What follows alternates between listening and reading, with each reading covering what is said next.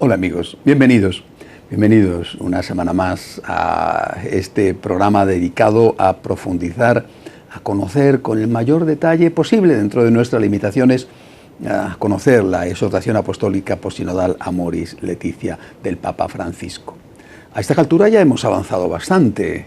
Todavía no hemos llegado al núcleo más difícil, pero sí hemos visto ya lo que el Papa, y personalmente, humildemente, yo también considero como el corazón de la encíclica, capítulo 4, es decir, las virtudes, lo que hay que hacer para que el matrimonio sobreviva, para que la familia se enriquezca.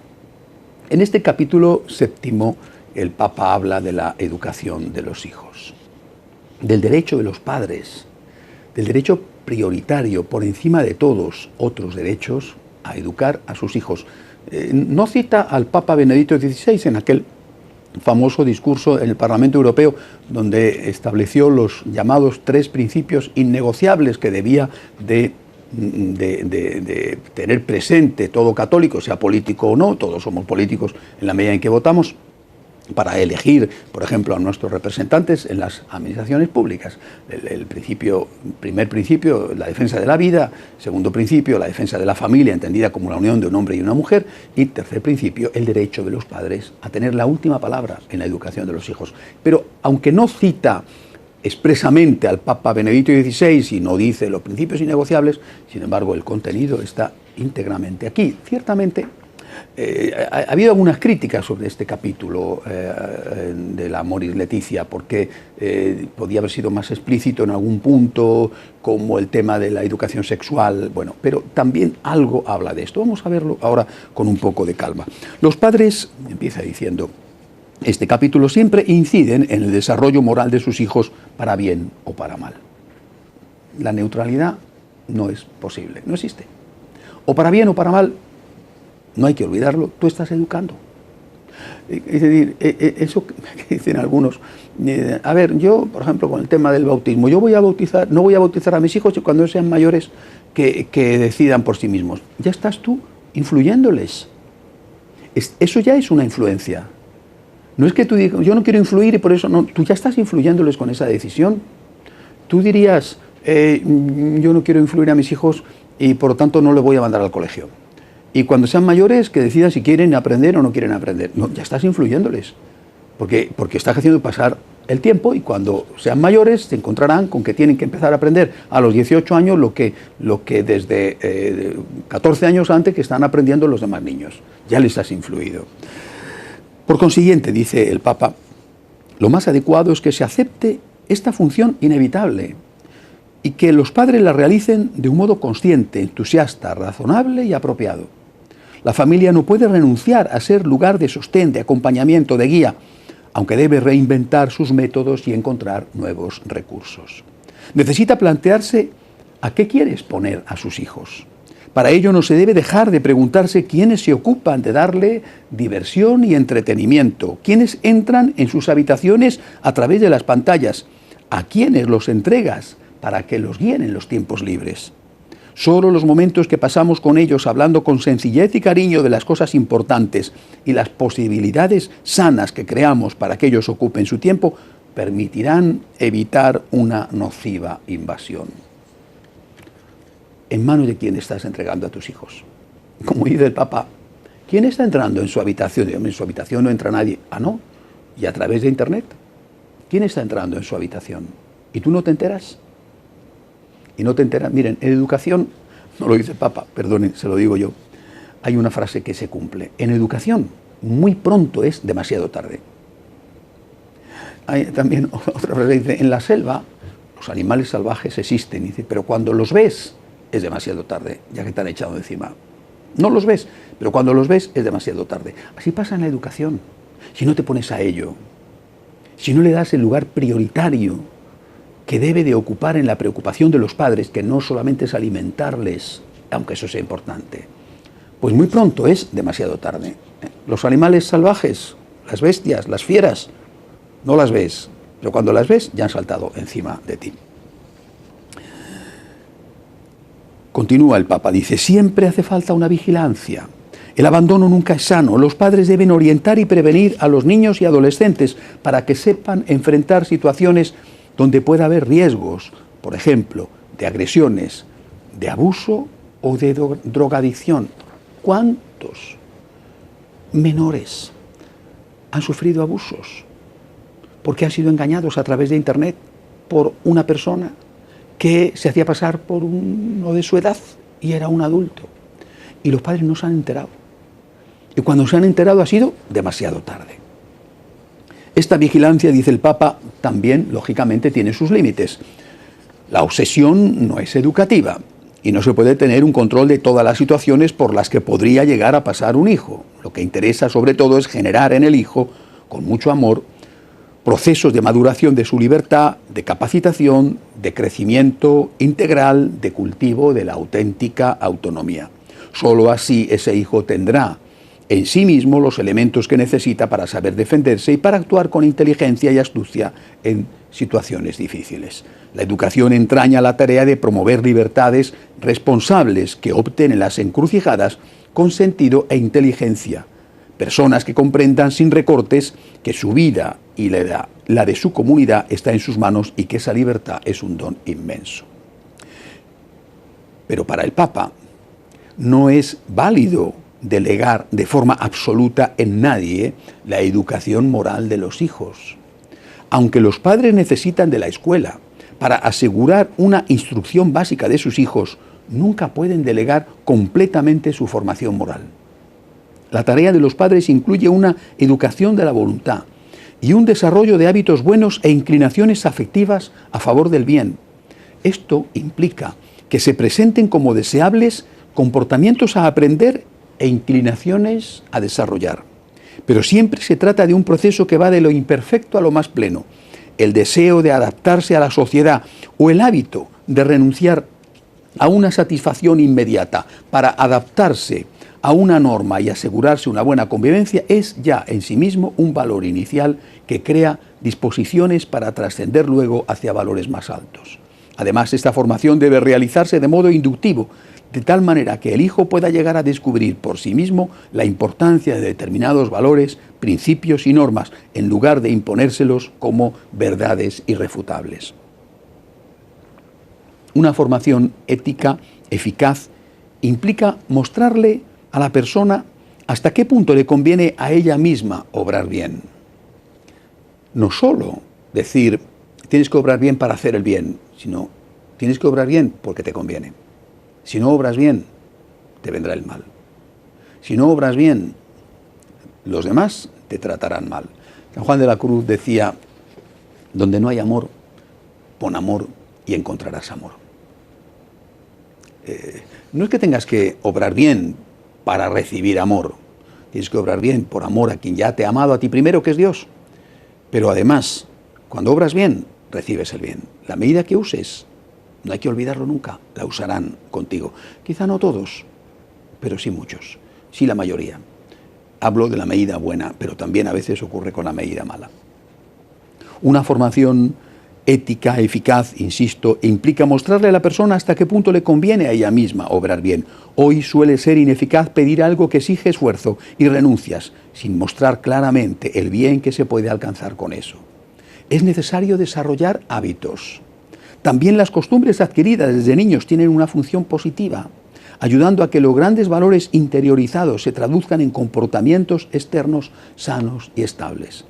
El fortalecimiento de la voluntad y la repetición de determinadas acciones construyen la conducta moral, y sin la repetición consciente, libre y valorada de determinados comportamientos buenos, no se termina de educar dicha conducta. La exhortación apostólica se fija también en este capítulo de los riesgos de la libertad. La libertad, dice el Papa, es algo grandioso, pero podemos echarla a perder. La educación moral es un cultivo de la libertad a través de las propuestas, motivaciones, aplicaciones, estímulos, premios, ejemplos, modelos, símbolos, reflexiones, exhortaciones, revisiones del modo de actuar y diálogos que ayuden a las personas a desarrollar esos principios interiores estables que mueven a obrar espontáneamente al bien. Desde esta perspectiva, el Papa afronta el tema tremendamente impopular que es el tema de los castigos o de las sanciones. Bueno, tan tremendamente impopular que ha habido casos en que la cosa más mínima ha llevado a una mamá, por ejemplo en España recientemente, al tribunal y a una amenaza de cárcel. Asimismo, es indispensable sensibilizar al niño o al adolescente para que advierta que las malas acciones tienen consecuencias. Si el bien tiene consecuencias, también el mal tiene consecuencias. Hay que despertar la capacidad de ponerse en el lugar del otro y de dolerse por su sufrimiento cuando se le ha hecho daño en algo.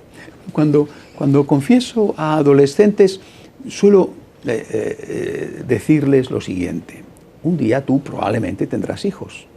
¿A ti te gustaría que tus hijos te trataran como tú estás ahora tratando a tu mamá o a tu papá? Recuerda, la medida que use la usarán contigo. Haz a tu mamá o a tu papá lo que te gustaría que te hicieran a ti cuando tú tuvieras hijos de la edad que tú tienes ahora. Creo que esta reflexión, que es lo que dice el Papa, con otras palabras, hay que hacérsela también a los hijos. Recuerdo un spot publicitario que me pareció genial. Y la mamá va por el supermercado con el carro poniendo las cosas que necesita y el niño quiere coger esto, no, quiere coger lo otro, no, son caprichos, quizá el dinero no es suficiente. El niño empieza a refunfuñar, a llorar, quiere un capricho, la mamá no se lo da, y de repente la mamá deja el carro, se tira al suelo, empieza a gritar, el niño se queda sorprendido, se queda pasmado, diciendo, ¿qué pasa, no? La mamá se levanta, sigue, coge el carro, se pone tan tranquilo, dice, el niño entiende que lo que él está haciendo molesta y que lo que hace su mamá es justamente lo que está haciendo él, y que si a él le molesta lo que hace su mamá, a su mamá le está molestando lo que hace él. Hay que educar al niño a ponerse en el lugar del otro. Algunas sanciones, dice el Papa, a las conductas antisociales agresivas pueden cumplir en parte esta finalidad. Es importante orientar al niño con firmeza a que pida perdón y a que repare el daño realizado a los demás. Cuando el camino educativo muestra sus frutos en una maduración de la libertad personal, el propio hijo en algún momento comenzará a reconocer con gratitud que ha sido bueno para él crecer en una familia e incluso sufrir las exigencias que plantea todo proceso formativo. La corrección es un estímulo cuando también se valoran y se reconocen los esfuerzos. Y cuando el hijo descubre que sus padres mantienen viva una paciente confianza, es decir, que no se consigue todo en un día, que tienes que destacar lo que va consiguiendo, que tienes que valorarlo, estimularlo para que siga luchando, pero que desde luego tiene que haber por lo menos el intento de cambio, de lo contrario es dejar que las cosas sean como son, y al final ese niño termina por decir, cuando sea adulto soy así, y si quieres aceptarme me aceptas, y si no, no. Yo soy así, por desgracia soy así, y quiero cambiar y quiero mejorar. Un niño corregido con amor se siente tenido en cuenta, percibe que es alguien, advierte que sus padres reconocen sus posibilidades. Esto no requiere que los padres sean inmaculados, porque si no te va, anda que tú, bueno, yo tengo mis problemas, pero yo estoy luchando. Yo tengo mis defectos, pero yo estoy luchando, y es lo que te pido a ti. Esto no requiere que los padres sean inmaculados, sino que sepan reconocer con humildad sus límites y muestren sus propios esfuerzos para ser mejores. Pero uno de los testimonios que los hijos necesitan de los padres es que no se dejen llevar por la ira, tan importante. El hijo que comete una mala acción debe ser corregido, pero nunca como un enemigo o como aquel con quien se descarga la propia agresividad. Además, un adulto debe reconocer que algunas malas acciones tienen que ver con la fragilidad y los límites propios de la edad. Por eso sería nociva una actitud constantemente sancionatoria que no ayudaría a advertir la diferente gravedad de las acciones y provocaría desánimo e irritación. Padres, no exasperéis a vuestros hijos, Efesios capítulo 6, versículo 4. Lo fundamental es que la disciplina no se convierta en una mutilación del deseo, sino en un estímulo para ir siempre más allá.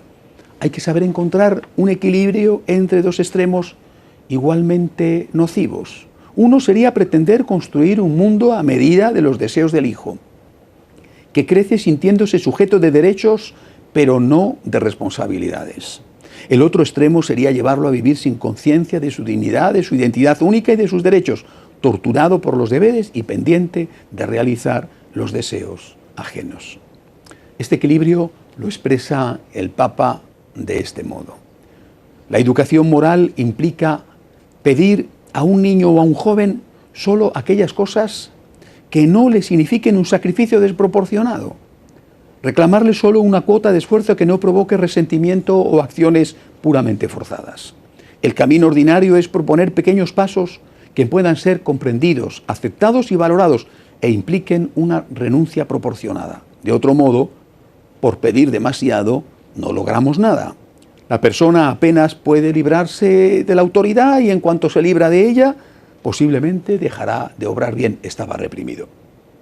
Aprender a esperar, a tener paciencia, es uno de los ingredientes que deben entrar en la educación que transmite la familia. En este tiempo, dice el Santo Padre, en el que reinan la ansiedad y la prisa, una tarea importantísima de las familias es educar en la capacidad de esperar. No se trata de prohibir a los chicos que jueguen con los dispositivos electrónicos, sino de encontrar la forma de generar en ellos la capacidad de diferenciar las diversas lógicas y de no aplicar la velocidad digital a todos los ámbitos de la vida. Es una realidad. Es que ya nos ponemos nerviosos cuando el ordenador nos enciende de forma automática, inmediatísima. Estamos perdiendo la capacidad de tener paciencia. Ese es un rasgo de nuestra época propio de la inmadurez. El inmaduro, que en la adolescencia es normal, pero que tienes 50 o 60 años que sigue siéndolo, el inmaduro es alguien que lo quiere todo, lo quiere ya. Que además el inmaduro piensa que no tiene que pagar nada a cambio y que no le debe nada a nadie. Eso es el inmaduro. Uy, ¿cuántos, verdad? Seguramente alguno puede pensar en alguien que conoce, pero a lo mejor tendría que pensar también en sí mismo. Hay que educar sabiendo que en la vida nunca se tiene todo, que nunca se tiene ya, que se tiene poco a poco, que se tiene a base de esfuerzo, de sacrificio, que siempre hay que pagar un precio. No me refiero que tu alma tenga un precio, sino que si quieres tener una carrera tendrás que pagar el precio de estudiar. Y si quieres tener un buen trabajo tendrás que pagar el precio de ser fiel al trabajo. Y si quieres tener una familia tendrás que pagar el precio de cuidar de tus hijos y atender a tu esposa o a tu esposo. Porque además, si no se paga el precio, se paga otro precio. No pagas el precio de la familia, pues pagarás el precio de no tener familia. No pagas el precio de educar bien a tus hijos, de dedicarles un tiempo, pues pagarás el precio carísimo de tener unos hijos mal educados y mal criados. Otra característica educativa que se debe transmitir en la familia es cuidar los hábitos de consumo y enseñar a asumir las dificultades de la vida. En el hogar, dice el Papa, también se pueden replantear los hábitos de consumo para cuidar juntos la casa común, la tierra. Igualmente, los momentos difíciles y duros de la vida familiar pueden ser muy educativos. Es lo que sucede, por ejemplo, cuando llega una enfermedad, porque ante la enfermedad, incluso en la familia, surgen dificultades a causa de la debilidad humana. Pero en general, el tiempo de la enfermedad hace crecer la fuerza de los vínculos familiares. Una educación que deja de lado la sensibilidad por la enfermedad humana aridece el corazón y hace que los jóvenes estén anestesiados respecto al sufrimiento de los demás, incapaces de confrontarse con el sufrimiento y vivir de experiencia del límite. En cuanto a la educación sexual, el Papa dice: el Concilio Vaticano II planteaba la necesidad de una positiva y prudente educación sexual que llegue a los niños y adolescentes conforme avanza su edad,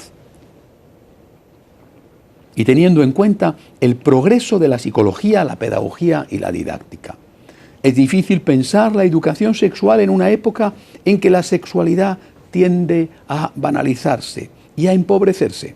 Solo podría entenderse en el marco de una educación para el amor, para la donación mutua. De esa manera el lenguaje de la sexualidad no se ve tristemente empobrecido, sino iluminado. El impulso sexual puede ser cultivado en un camino de autoconocimiento y en el desarrollo de una capacidad de autodominio que pueden ayudar a sacar a la luz capacidades preciosas de gozo y de encuentro amoroso. La educación sexual brinda información, pero sin olvidar que los niños y los jóvenes no han alcanzado una madurez plena. La información debe llegar en el momento apropiado. No puedes dar a los niños de 8 años una información que no pueden entender o que les abre una perspectiva que en ese momento no tienen que conocer. No solamente debe llegar en el momento apropiado, sino, dice el Papa, de una manera adecuada a la etapa que viven. No sirve saturarlos de datos sin el desarrollo de un sentido crítico ante una invasión de propuestas, ante la pornografía descontrolada y la sobrecarga de estímulos que pueden mutilar la sexualidad. Los jóvenes deben poder advertir que están bombardeados por mensajes que no buscan su bien y su maduración. Hace falta ayudarles a reconocer y a buscar las influencias positivas, al mismo tiempo que toman distancia de todo lo que desfigura su capacidad de amar. Una educación sexual que cuide un sano pudor tiene un valor inmenso, aunque hoy algunos consideran que es una cuestión de otras épocas. Es una defensa natural de la persona que resguarda su interioridad y evita ser convertida en un puro objeto.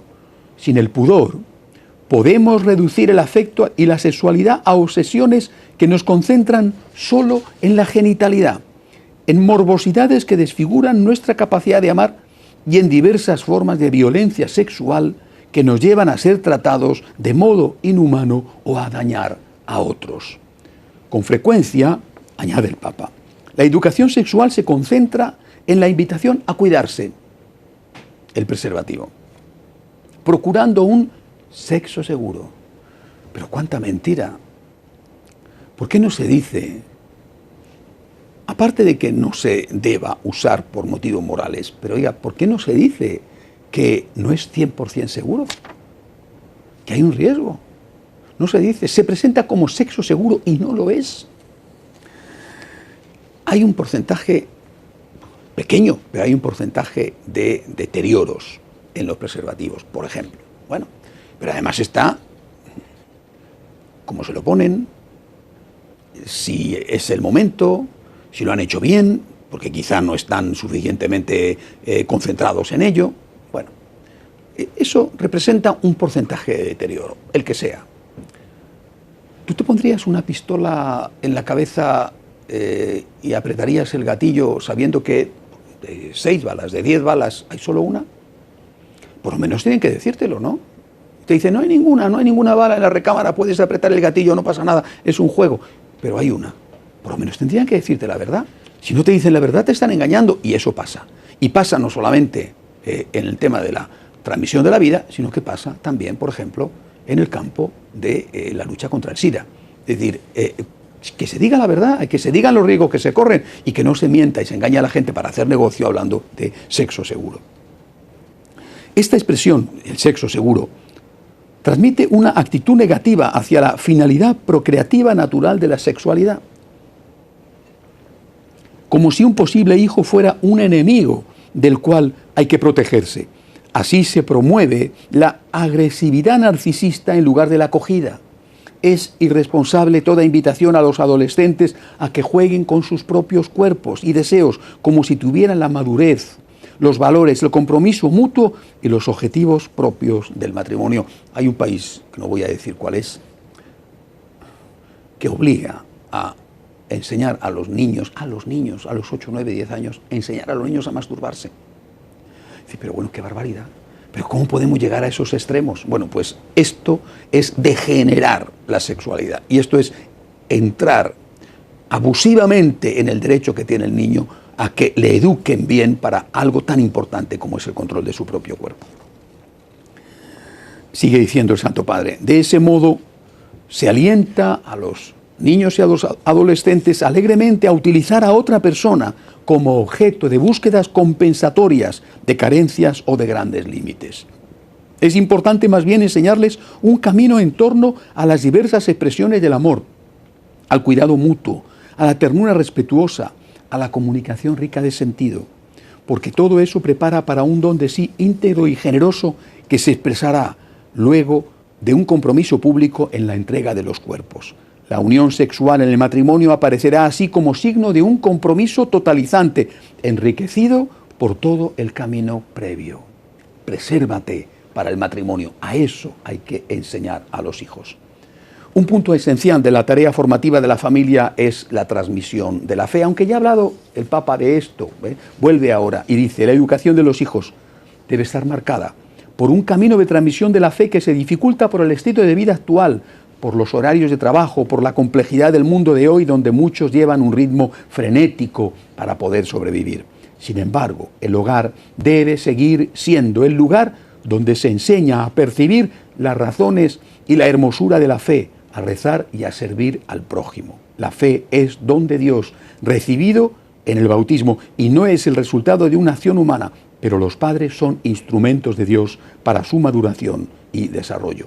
Es hermoso, dice el Papa, cuando las mamás enseñan a los hijos pequeños a mandar un beso a Jesús o a la Virgen. Cuánta ternura hay en ello. En ese momento, el corazón de los niños se convierte en espacio de oración. La educación de los hijos. Derecho prioritario de los padres. Derecho. Por encima de cualquier otro supuesto derecho, no es el Estado el que debe educar. Son los padres. Incluida la educación sexual e incluida, y sobre todo de una forma muy especial, la transmisión de la fe. La semana que viene, si Dios quiere, seguiremos profundizando sobre la Amoris Laetitia. Hasta entonces.